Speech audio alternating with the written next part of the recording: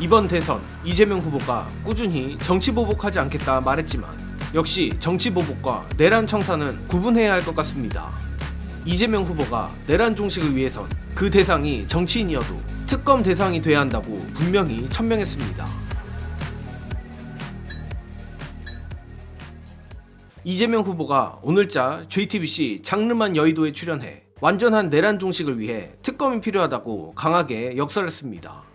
특히 이재명 후보는 12.3 내란 사태와 관련해 국민의힘 누군가가 비상계엄에 동조했다고 생각한다며 철저히 조사해서 엄중하게 처벌해야 한다 밝혔습니다.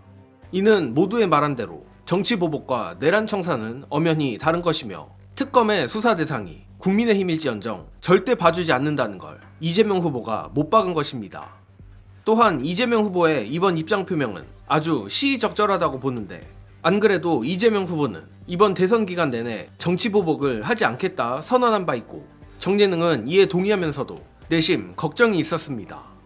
바로 정치보복 비난 때문에 저 내란 세력을 완전히 뿌리 뽑지 못하면 어떡하나라는 걱정입니다.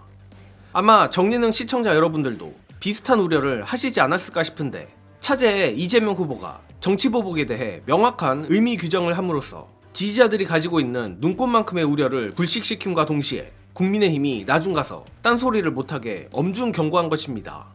관련해 오늘자 이재명 후보의 내란 특검 관련 발언 부분 영상으로 보시고 이어가겠습니다. 그 특검하면서 혹시 거기에 정치인들도 포함될 가능성이 좀 있습니까? 정치인도 책임이 있으면 해야죠. 저는 역할 분담을 했다고 보는데 입법부를 장악하기 위한 행동을 무력으로만 했냐? 저는 국민의힘이 거기에 누군가 동조했다고 생각해요. 왜 계엄하는 날 밤에 국회의원이 국회로 가야지, 본회의장으로 가야지 왜 밖으로 자꾸 나오라고. 그런 부분들은 저는 국회에도 있다. 정치 영역에도 분명히 있을 것이다. 저는 확신하죠. 쿠데타를 막아야 될 사람들이 쿠데타를 도와서 계엄 해제를 방해했다. 이거 엄정하게 규명해서 처벌해야죠. 그럼 보통은 예상 가능하듯이 이거 정치보복이다 이렇게 하면 분명히 프레임이 나올 텐데 정치보복이라고 하는 게 없는 죄 만들거나 없는 죄 찾겠다고 그걸 24시간 1년 내내 쫓아다니는 게 정치보복이다. 누가 개념 정의를 깔끔하게 해주셨잖아요. 정치인이라는 이유로 봐주는 게 그게 정의롭습니까? 그건 정치보복이 아니죠. 네. 그건 명확하게 하자. 그래서 제가 그런 거예요. 봉합과 통합은 다르다. 규명할 건 규명하고 책임질 건 책임지고 인정할 건 인정하고.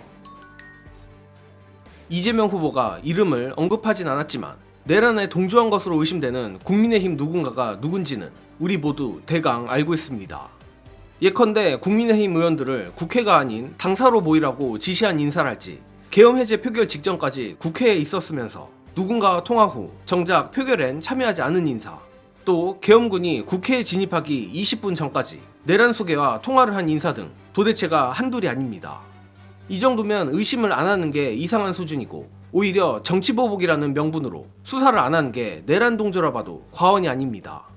아마 앞에서 언급한 인물들 외에도 특검이 개시되면 국힘에서 수두룩 빽빽하게 쏟아져 나오지 않을까 싶은데 이들 외에도 특검으로 밝혀져야 할 부분이 많습니다. 바로 12월 3일 이후부터 윤석열 파면까지, 아니 지금까지 내란 진압에 회방을 놓거나 또는 놓을 목적으로 이상한 공작을 꾸미는 자들입니다.